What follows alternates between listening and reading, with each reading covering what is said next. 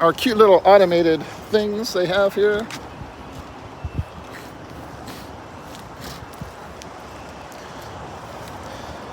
Thought I'd walk down here and do a little video, but you know what? We're doing another one in the truck because it's cold. It was up to 43 according to my truck earlier, and now it's back down to 40.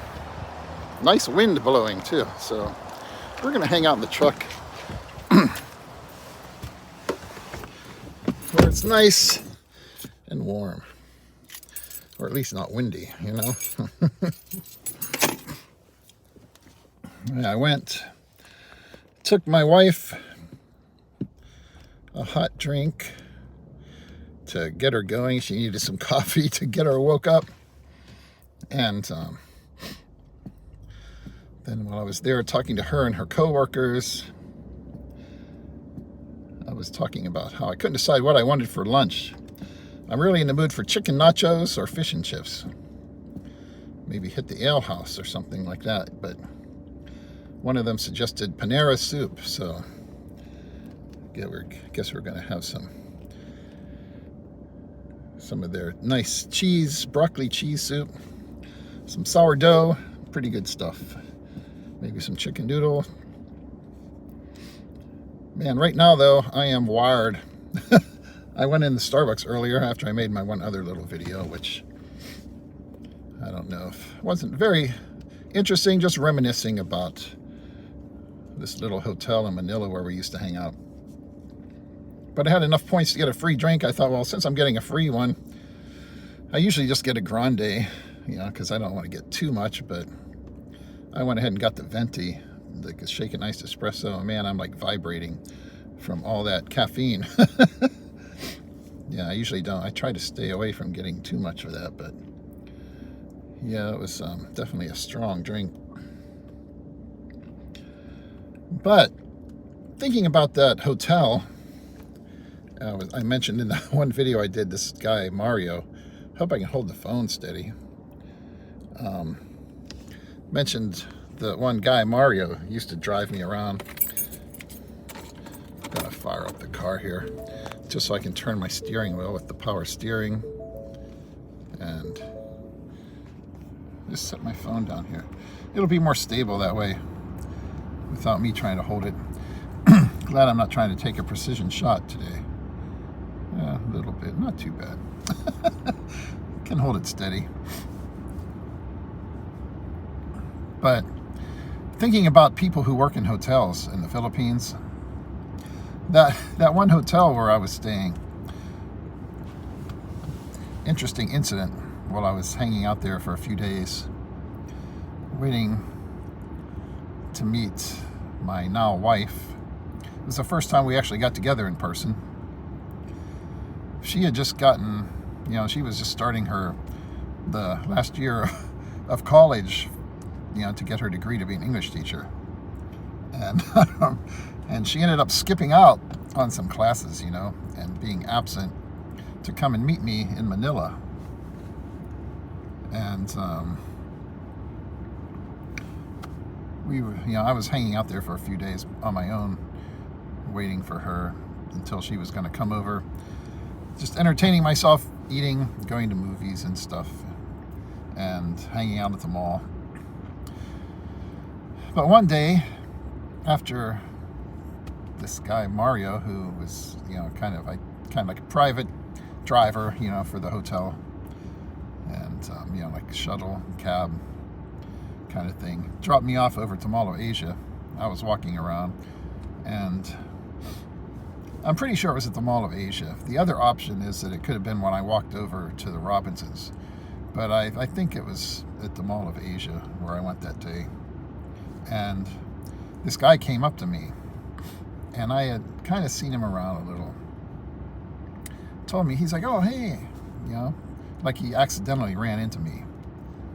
He worked, you know, like he recognized me from the hotel there. And I was more polite to him than I should have been, and kind of played along with him a little. And he's like, hey, you know, took me over to this one shop there nearby where his one cousin or somebody worked. And I forget now what the deal was, if they had like these different supplements and stuff or whatever, but he was, I don't know, probably like some like Cialis or something like that. Everybody, I don't know, everybody sees somebody who's like, a 50-year-old white guy from America walking around. People come up to you on the street. I used to walk back there from that hotel out on Rojas Boulevard, and they go back into the Robinson's Galleria there, and used to like a lot of those little places. There's this one little shawarma place that I used to like to stop. I love that stuff. And walking over there to the mall, though, I know one time I was over there before the mall opened, walking around a little early back behind the mall, this one street, and like the security or the police or whoever was like, go ahead back around the other way. Not really supposed to be wandering around back there, I guess. Either that or they were just looking out for my safety. But you'd have people coming to you on the street, want to sell you Cialis and stuff. I guess they figure if they see an old white guy there, old, like, whatever, they think you're looking for some performance enhancement to help you out with all the young girls or whatever, But you see that a lot. But this guy actually, he had to have followed me over to the mall from the hotel to make it look like he accidentally ran into me there. So these people are watching you when you're over there at these hotels and stuff in the Philippines. People are watching you. They're looking for a mark.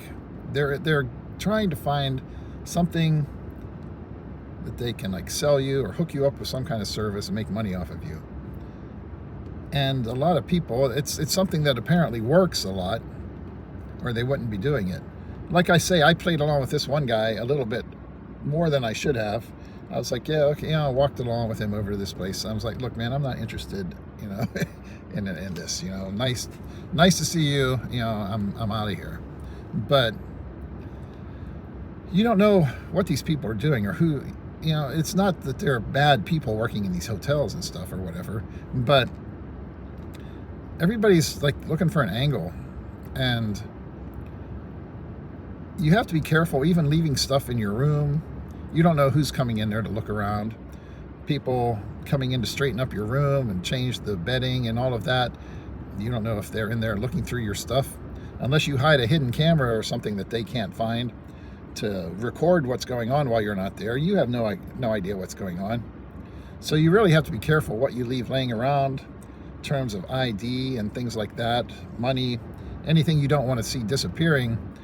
It might be a good idea to have some secure place to put it. Either that or keep it on your person. But you have to be careful, because people who work in these places, they're watching you, and they must have success with things like this and selling people stuff and hooking them up with Cialis or whatever, or they wouldn't be asking everybody that they meet. But that happens all the time. You're just walking down the street over there and people trying to sell you Cialis or whatever. But even people work in the hotel where you are, if they're not actually following you themselves or trying to like keep an eye on you, it's a pretty good bet that they have friends and stuff that they're talking to and telling them about you. It's kind of like these old spy novels and movies, where you're operating in the Soviet Union or behind the Iron Curtain, and you don't know who's checking out your room while you're gone and stuff, and looking through all your things or recording what you're doing, stuff like that. You don't want to be paranoid about stuff, but you're in a foreign country where you've got a lot of people around who are looking for ways to take advantage of you, maybe even rob you, and you need to keep an eye open. You can't get too trusting of people just because they happen to work at the hotel or something like that and think, oh, well, this is a properly vetted person who is totally safe. Because you don't know who's hanging out there. You don't know who is a friend of an employee there that's hanging out and looking for opportunities. Just got to be careful over there, because people are watching you.